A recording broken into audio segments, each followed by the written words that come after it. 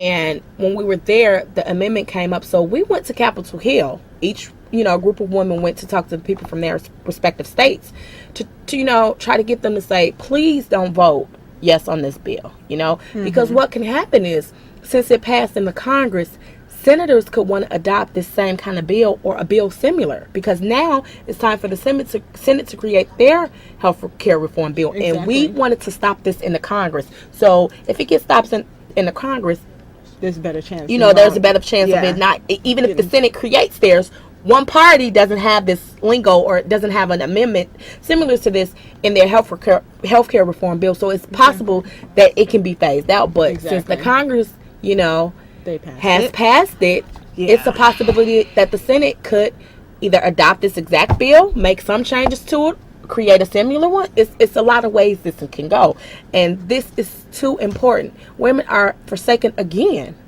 with their choice, and we don't want that to continue to happen. We don't want, it's like Hyde is the first layer, and this is the second layer. It's like it's creating a larger brick wall for women to access abortion. So there's nothing we can do to stop it in Congress, but I encourage everyone that feels like this bill is unfair, it's dangerous for women's health, to contact their state senators and urge them, make calls, write letters, do whatever you have to do, and urge them, no, please do not continue to create bills or language in the healthcare reform that will restrict women from making the choice to have an abortion. We want women to have comprehensive, well-rounded health care, and being able to choose to have a safe, accessible abortion is the best way to ensure that women will have comprehensive health care. Exactly.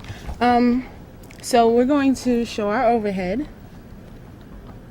And if you need more information about the Stupak Amendment, if you need to know who your senators are, please feel free to contact us via our website, email, phone number. Give us a call if you need more information, if you want to talk to your legislators, whatever you need to do to support women and to stop this from going any further than it has already gone.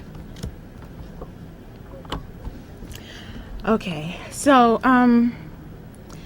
this is basically my question was, how do you think this compares to the Hyde Amendment? But I think it's pretty obvious that it's like an extra layer. It's like an extension of the Hyde Amendment. Or the Hyde Amendment. It's like festering, going further. Which is really, really disturbing.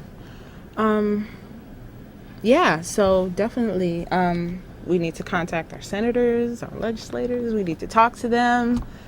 Let them know if you have any personal stories that you want to tell. Personal stories are great. Women need to really get visible around this issue to let our Congress and our legislators know this is serious.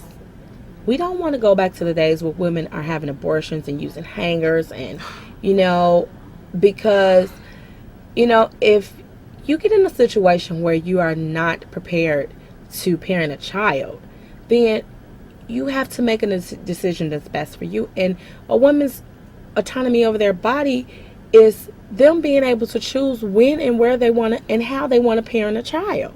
And situations occur. People are human. Women are human. People make mistakes. Unplanned pregnancies could be a mistake. You can get pregnant and that's not what you intended to do. And you are human. That happens. So just like anything else in life, you should be able to make a choice that's best for you when you make a mistake. You are the one who has to deal with the consequences of your mistakes. So you should be able to decide what route you need to take. And if you're paying insurance out of your payroll check, why does the government have the control to tell you, oh, you can't use it? If the insurance company is willing to cover it, why is the government interfering with that? I'm actually more surprised at the fact that this Bart Stupak is actually a Democrat. That absolutely blows me. I don't know that I'm surprised, because all Democrats are not pro-choice. And that's clear. Because 64 Democrats voted yes on this bill. So it's clear that all Democrats are not pro-choice. And maybe in the pro-choice community, we thought because we have a pro-choice president and we have the Democrats are controlling the House, that in the Senate, that maybe we would have the upper hand. But when it comes to being pro-choice or anti-choice, it's clear that Democrats, being a Democratic doesn't constitute you being pro-choice. Yeah. So, Yeah. I mean, our party is basically divided on this issue because 64 Democrats voted yes on this bill, and every Republican except one voted yes. Wow. Except one? Except one. He You got voted no. one. He voted no, and, Well, you know, the rest of the entire Republican Congress voted yes, along with 64 Democrats. So that's kind of hard. You see who has the game in the Congress, and we don't know how it will be, regardless of what party the legislators identify with. We don't know how they identify, whether they identify as pro-choice or anti-choice. So, I mean, you can't really look at party situations in this. We need to just let all of them know, Republican, Democratic, this is serious. This cannot happen. Yeah. We're not trying to affect your beliefs, but this is about women. This is not about your personal beliefs. This is about women being able to have their own choice and their own autonomy over their lives and their bodies. Exactly. I'm going to go to the overhead again. Yay, overhead. So again, if you need to contact us, I'm the Advocacy Services Coordinator at Chicago Abortion Fund. If you want to ask any questions, follow up with us, volunteer, donate, whatever, just contact us. That's our information. We're on Facebook, MySpace. We don't really have a Twitter account, I don't think, but we have a website. Yeah. So reach out to us, please, for support. Yeah. So this is a pretty hard topic to talk about. I actually had an abortion, and it was funded through private insurance. So I had private insurance at one time. So this actually hits home for me, along with, you know, a lot of my friends who have private insurance.